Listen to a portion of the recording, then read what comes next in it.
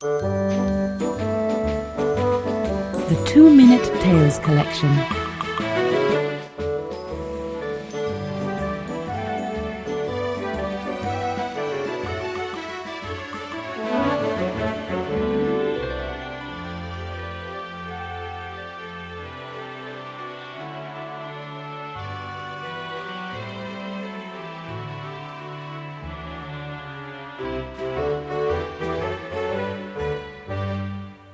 Hello, welcome to 2-Minute Bunny Tales from Ladybird. All of these stories and rhymes are read especially for you. Listen to the story and read along at the same time. I am sure you will enjoy it. When you hear this sound, you can turn the page. Happy listening! 2-Minute Bunny Tales.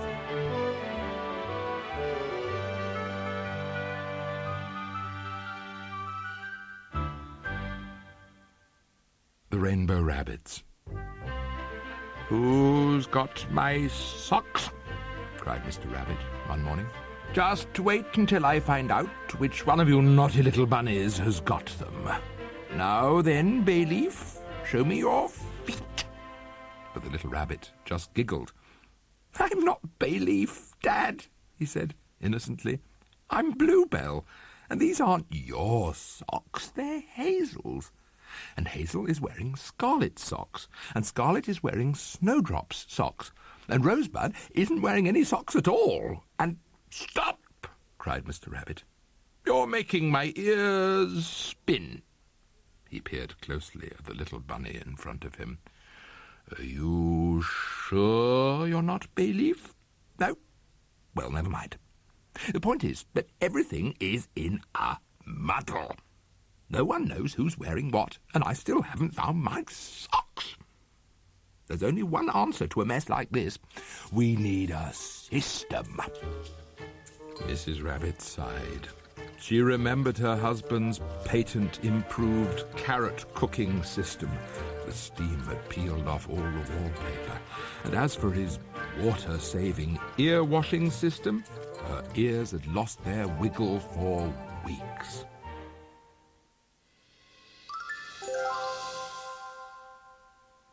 Before long, the floor was tail-deep in paper.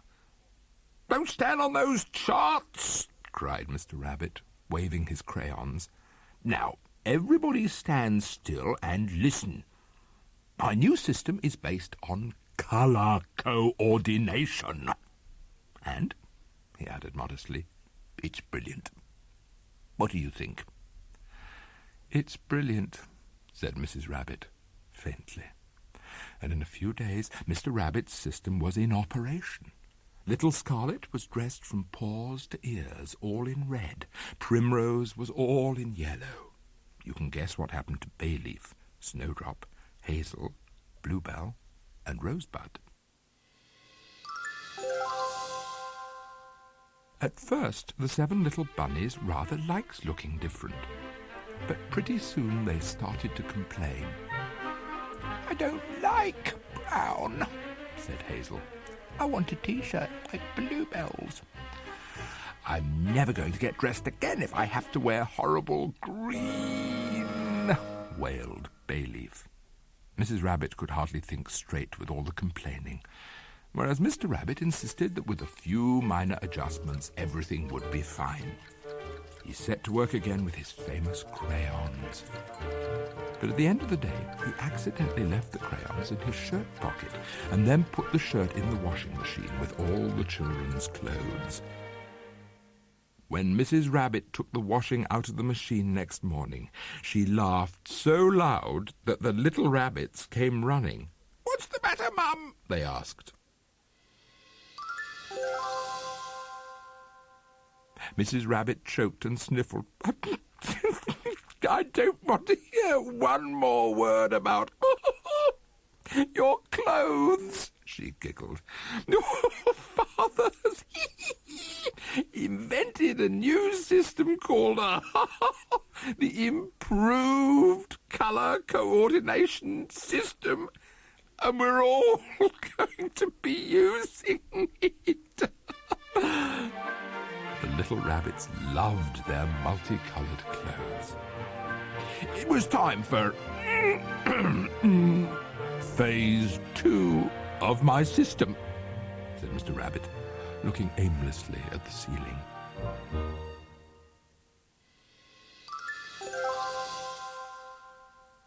Slippy and the Skaters.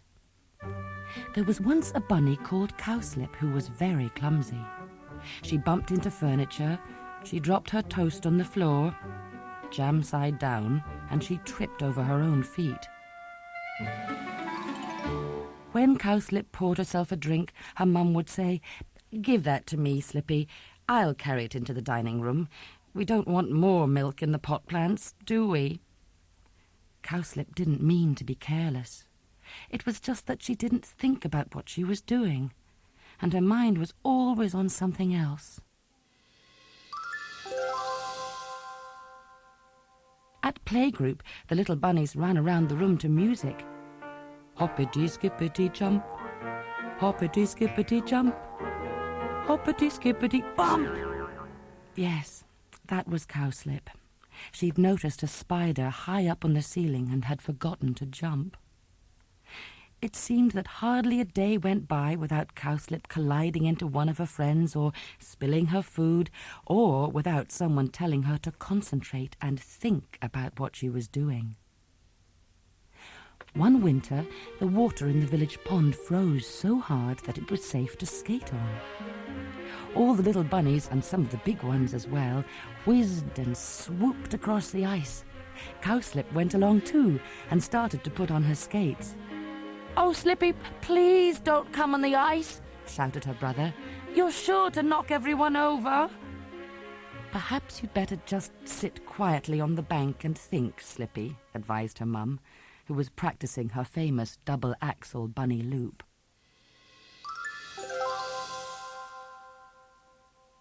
So Cowslip sat down on the bank and enjoyed watching her mum. She was a brilliant skater. Soon the little bunny's mind moved on to other things. She noticed the way the ducks slithered and slipped on the ice and wondered why they didn't wear skates. She noticed that old Bunny Hopkins was wearing odd socks and that his jacket didn't quite fit. She noticed that the ice was melting in the middle of the pond. "What? Stop!" cried Cowslip. "The ice is melting!" In only a minute or two, all the skaters were safely off the ice. Now they could see the growing hole in the middle too. "Well done, Slippy," said her mum. "You are the only one thinking about the really important things. My double-axle bunny loop and your brothers and sisters might never have been seen again."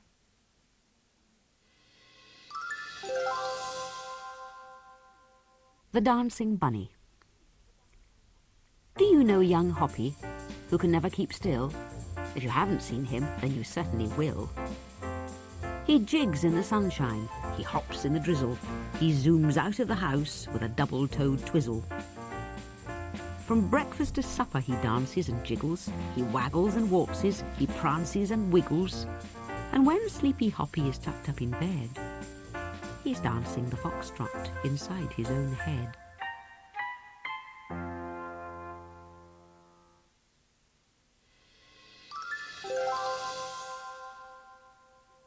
Visiting Wizard Whee. 5 little bunnies knocking on the wizard's door. One was rather nervous, so then there were 4. 4 little bunnies said hello to Wizard Whee. One went home with hiccups, so then there were 3. 3 little bunnies found some magic spells to do, but they muddled up the words, so then there were 2. 2 little bunnies having lots of wizard fun. One found a magic hat, so then there was 1. 1 little bunny wished his friends were back again. The naughty wizard said a spell, and then there were 10.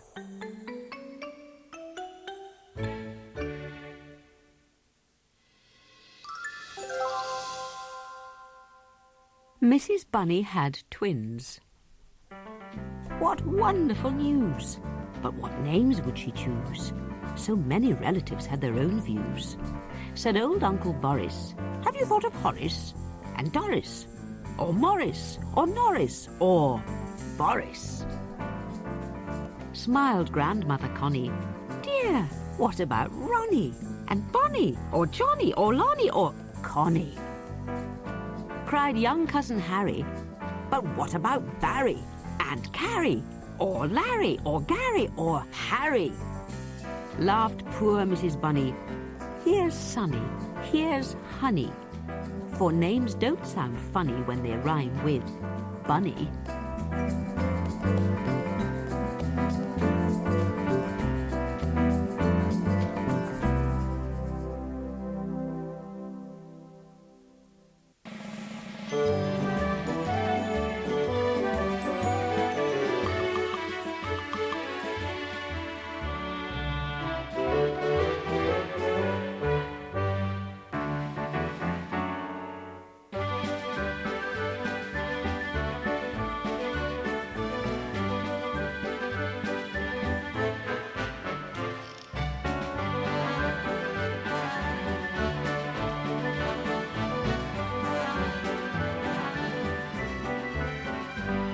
Trouble with babies.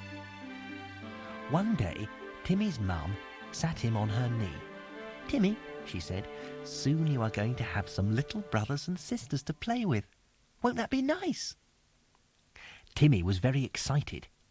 He was tired of playing all by himself, and he could hardly wait for the new bunnies to be born. He tidied up his toy box and started to think of good games he could play with his brothers and sisters. He lined up all his cars and his big yellow tractor under the table. "This can be Timmy's garage," he thought. "The little bunnies can drive my cars, and I will be chief mechanic." "Come and see your new brothers and sisters," said Timmy's dad a few days later. Mum was sitting up in bed holding 4 little bundles. Timmy tiptoed forward. "But they're tiny," he squeaked in surprise. They certainly didn't look big enough to drive his big yellow tractor. "They'll grow very fast," laughed Mum. But things didn't get better next day or the day after that. The babies didn't grow very fast at all.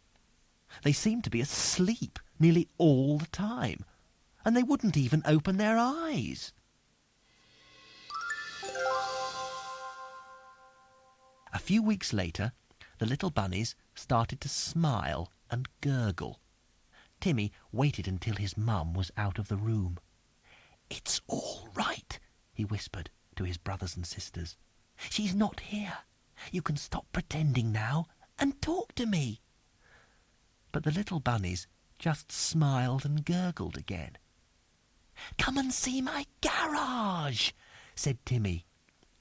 But the little bunnies didn't seem at all interested. Mum found Timmy looking sad. "My new brothers and sisters don't like me," he said. "They won't talk to me, and they don't want to share my toys." "But Timmy," said his mum, "that's because they're only a few weeks old, and you are a big bunny now.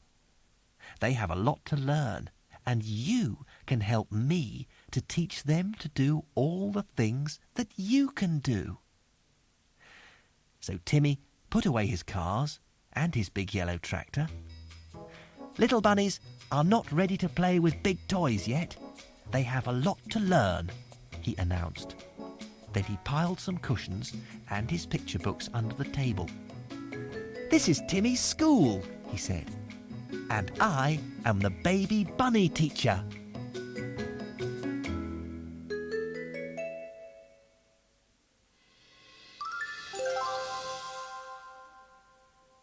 Everard's ears. Once there was a bunny called Everard who had extra large ears. "Everard, your ears are enormous," laughed his friends Basil and Beech. Everard's ears started drooping, and he looked very unhappy. "It's all right. You just haven't grown into your ears yet, son," said Everard's dad. "And who knows, one day you may find they come in useful." But Everard couldn't think of a single reason why big ears would ever be of any use at all. And it seemed his friends would never stop teasing him. "Shouldn't you put flashing lights on your ears to warn low-flying aircraft?" asked Basil. "No wonder there's a hole in the ozone layer," giggled Beach. Everard's ears drooped down even further. "Ears up, son," said Everard's dad. "Any rabbit can have ordinary ears, but you're my extraordinary Everard, and don't you forget it." Now there was a big cabbage field nearby, and whenever there was washing up or bedroom tidying to be done, Everard, Basil and Beach would hop off into the field to hide. They would sit among the huge cabbages, nibble leaves or play games, and wait until they thought it was safe to go home. One afternoon in the cabbage field, Beach started laughing. "Everard," he giggled, holding 2 big cabbage leaves above his head, "what do these remind you of?" Everard didn't think it was funny. He chased Beach through the cabbages until they were both exhausted. "Stop!" puffed Basil, trailing along behind. "Where are we?" The cabbages had grown so high that the bunnies couldn't see which way to go. After hours of running in all directions, the 3 bunnies were near to tears. "We'll be here forever," said Beach. "I'm sorry, Everard. It's all my fault." The frightened little bunnies flopped down among the cabbages. "No one will ever find us," sobbed Basil. "But if we ever do get out, we promise never to make fun of you-know-what again, Everard." A few minutes later, they heard a cheery voice nearby. "Come on, boys," said Everard's dad. "I'll show you the way home. It's lucky I reached you before it got dark." "How ever did you find us?" asked Beach, as they all tramped home together. Everard's dad looked down at his son's ears waving above the cabbages. He gave Everard a big wink.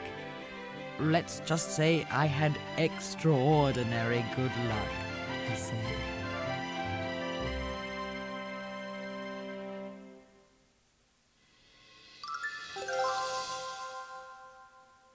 The Princess Bunny. One night, Holly's babysitter read her a bedtime story about a princess who was kept prisoner by a dragon.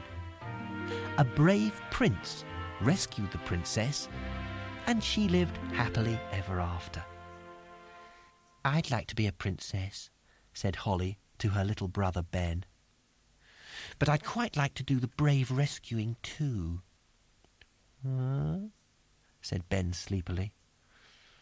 "I'd rather be a dragon." A few days later, as Holly took a shortcut across the farmyard, she nearly hopped into a wire fence. "That wasn't here before," she muttered. She was just about to go on when she saw a beautiful bunny inside the fence. "She must be a princess," gasped Holly. The new rabbit had long white fur and a tiny pink nose.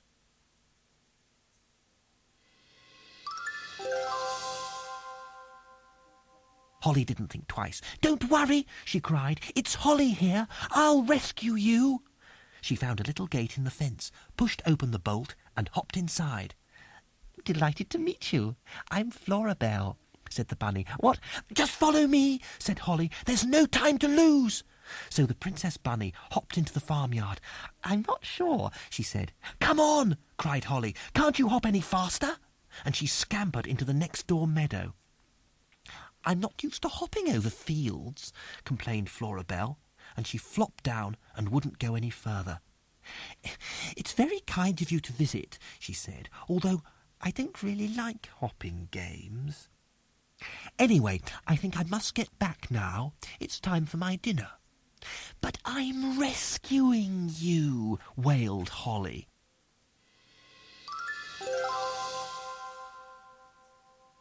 "Well, it's been very nice to meet you," said Floribel, "but I've got a very cosy house of my own, and a little boy brings me lovely things to eat. He'd be so sad if I got lost.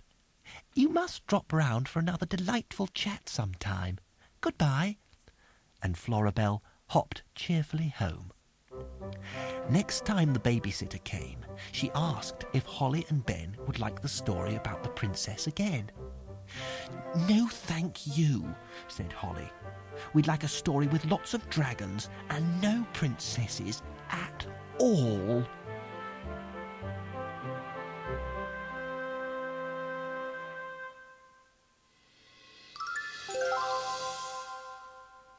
Belinda's bedtime. When it was time to go to bed, Belinda Bunny always said, "I'm just not ready yet to go. I'm not a baby now, you know." One night her mother counted 10 and sat down in her chair again. "This fuss is more than I can take. All right, Belinda, stay awake." This was a very big surprise. Belinda yawned and rubbed her eyes. Now that her mum had let her stay, she really felt too tired to play. A minute passed. It seemed like 10. Belinda's voice was heard again. "I think it's time to go to bed. I'm only little still," she said.